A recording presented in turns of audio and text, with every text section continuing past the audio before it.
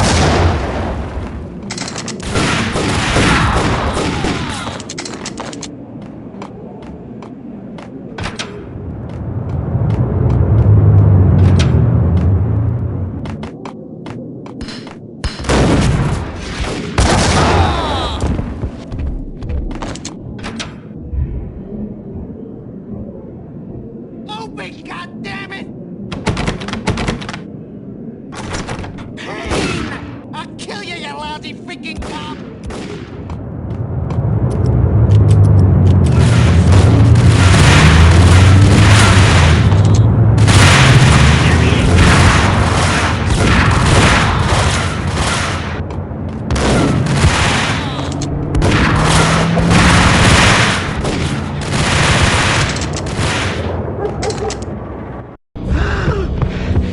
Gagniti ran out of steam in a dead-end alley with steam boiling out of the sewer grates like all the fires of hell were burning high beneath us. It was shakedown time. Where's Lupino? Screw you! Bad start, Vinny. Ah! Police brutality! I rate pretty high on that. You can't just hurt me in cold blood? Just keep telling yourself that. Listen good, Candyman. I'm not gonna be anybody's fall guy. I wanna know where your boss is hiding. There was no glory in this. I hadn't asked for this crap. Trouble had come to me in big dark swarms. The good and the just were like gold dust in the city. I had no illusions. I was not one of them. I was no hero. Just me and the gun and the crook. My options had decreased to a singular course. I'll tell you, just don't hurt me no more! Lupino's at Ragnarok, the nightclub! Book me! Take me in, hold me to the freaking jail, just don't hurt me! Your rights will be read at your funeral. Ragnarok was Lupino's private nightclub, a den of drugs built into an old theater. I knew what waited inside. V-head junkies ready to explode in random acts of senseless violence. And Lupino's goon squad, the worst stone-cold killers this side of hell. Ragnarok was as inviting as a headache, flickering and flashing to a machine gun beat. The belly of the nightclub was a gothic theme park that began with bondage games and led to the nasty stuff from there. As subtle with its dark message as a cop killer bullet through the heart, like father, like son, just like Jack Lupino.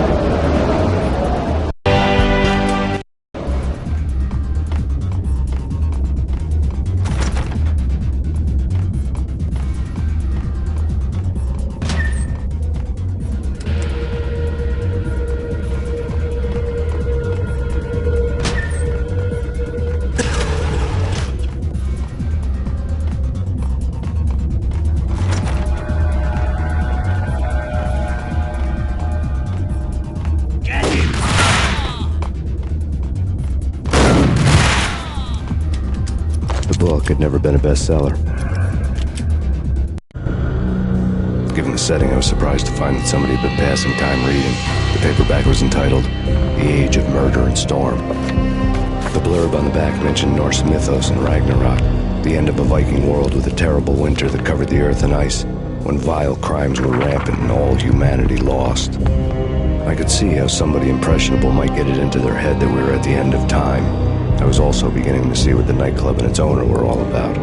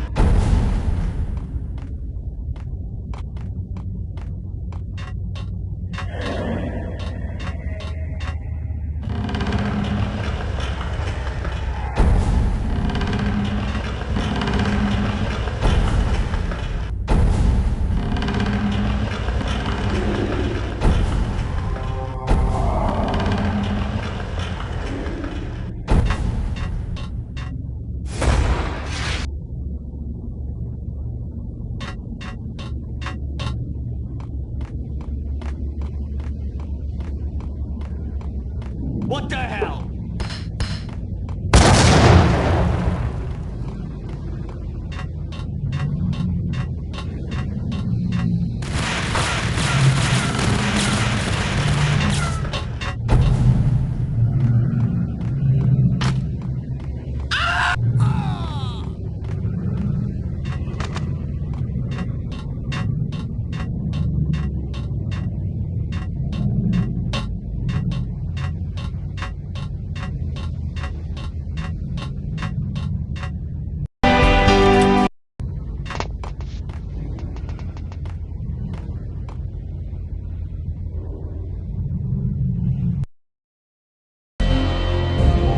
The backstage area led to Lupino's inner sanctum.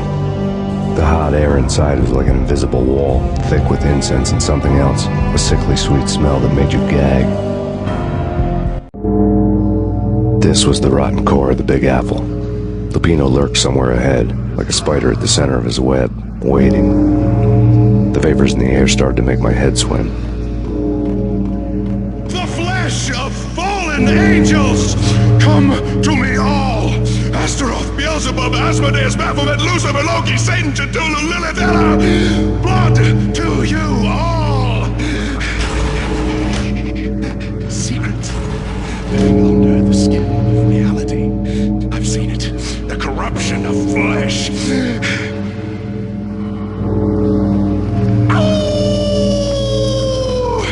I'm the wolf, yeah! I am the wolf! It's close. You have come. It's to the end of time. It's now! I will rise to her side! I don't need the words! I'm beyond the words!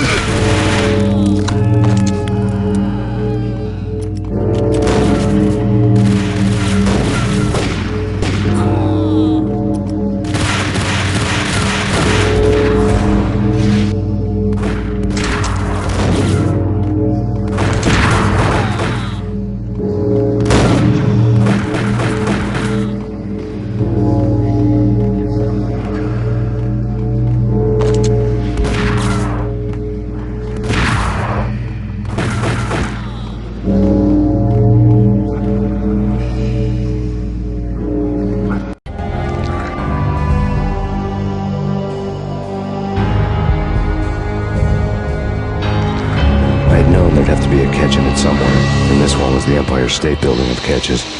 Lupino was pumped up and dying to go 15 rounds with a mutant alligator. And then he started this spooky monkey talk, straight from a bad dream. Mine.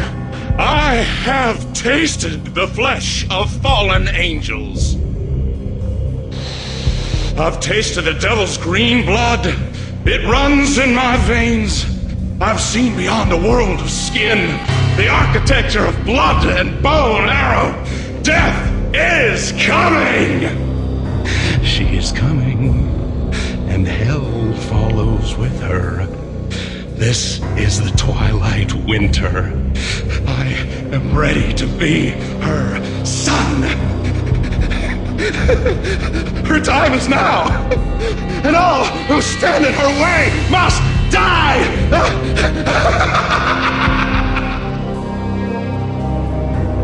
Die! You'll die! You'll die! Now! All die!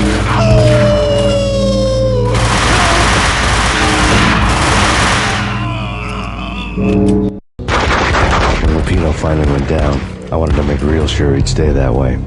V was a bad monster. Turned them into friggin' zombie demons from outer space. I think he's dead already. Huh? And that's when it happened. But dead or not, you've got the wrong guy.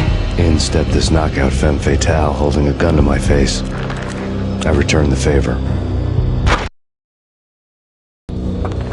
Lisa Punchinello. Lisa Punchinello was the Don's wife. Mona Sachs. Lisa's evil twin. Your safety's off, evil twin. You might hurt someone with that gun of yours. Lisa's the damsel in distress. I'm the professional. I'd blow you away without batting an eye. Sure, and you can check out my credentials splattered all over this joint.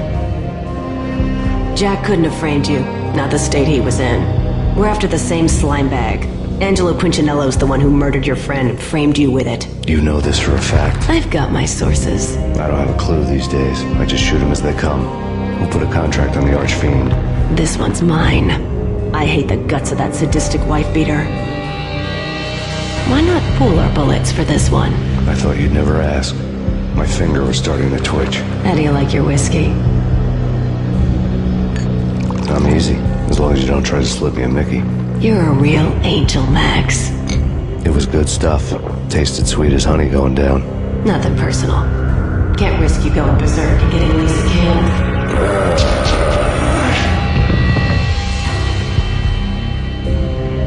The nightmare was always the same. Violent shapes moving in darkness, old and ugly. The killer's mad laughter was a riddle filled with wicked innuendo.